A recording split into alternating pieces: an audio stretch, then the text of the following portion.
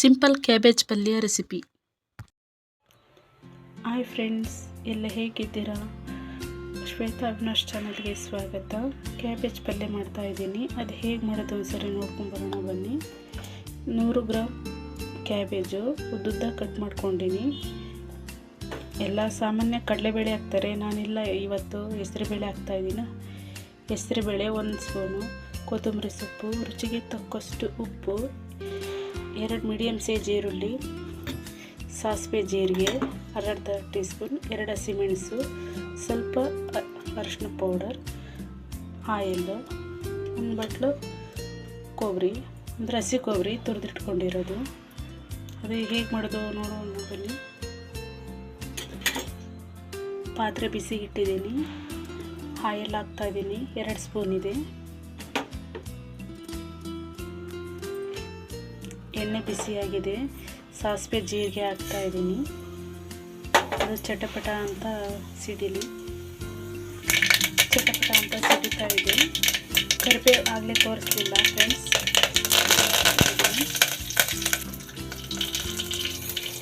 ಹೆಸರುಬೇಳೆನೂ ಹಾಕ್ತಾಯಿದ್ದೀನಿ.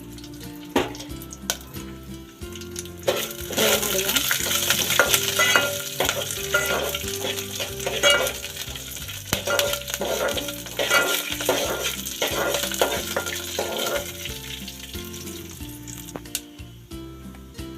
ಈರುಳ್ಳಿ ಹಾಕ್ತಾಯಿದ್ದೀನಿ.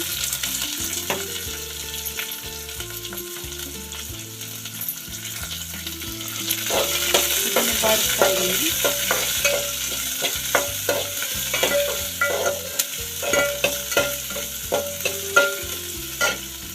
ಮೊದಲು ಹಸಿಮೆಣಸನ್ನು ಹಾಕ್ತಾಯಿದ್ದೀನಿ.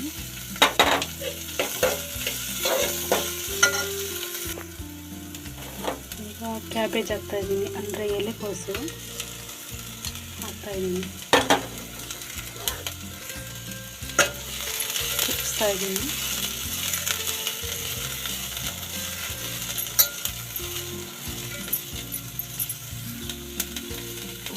ಸ್ವಲ್ಪ ಉಪ್ಪು ಹಾಕ್ತಾಯಿದ್ದೀನಿ. 1/4 ಟೀ ಸ್ಪೂನ್ ಇದೆ. 1/4 ಟೀ ಸ್ಪೂನ್ ಅರಿಶಿನ ಮಿಕ್ಸ್ ಮಾಡೋಣ.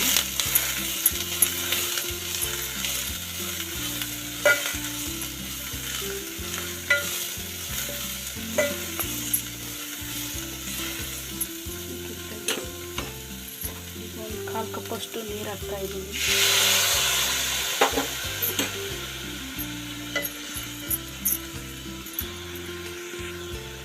ಈಗ ಸಿಮ್ಮಲ್ಲೇ 1-2 ನಿಮಿಷ ಇದಾಗಿದೆ ಫ್ರೆಂಡ್ಸ್. ಓಕೆ ಫ್ರೆಂಡ್ಸ್, ಈಗ ಬೆಂದಿದ್ದೀನಿ ನೀರಲ್ಲಿ ಸರಿ. ಈಗ 2 ನಿಮಿಷ ಆಗಿದೆ.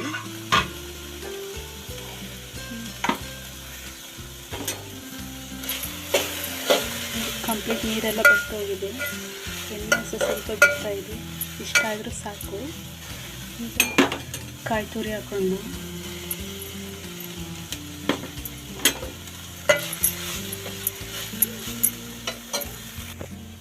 ಕೊನೆಯಲ್ಲಿ ಕೊತ್ತಂಬರಿ ಸೊಪ್ಪು ಹಾಕೋಣ.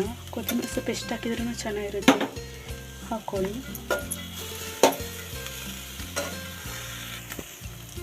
ಚಪಾತಿಗೆ, ಅಕ್ಕಿ ರೊಟ್ಟಿಗೆ, ಅನ್ನ ಸಾಂಬಾರು, ಮಧ್ಯಾಹ್ನ ಊಟ ಮಾಡಲಿಕ್ಕೆ, ಸೈಡ್ಸ್ ಪಲ್ಯಗೆಲ್ಲ ತುಂಬ ಚೆನ್ನಾಗಿರುತ್ತೆ. 5 ನಿಮಿಷಕ್ಕೆಲ್ಲ ಆಗೋಗ್ಬಿಡುತ್ತೆ.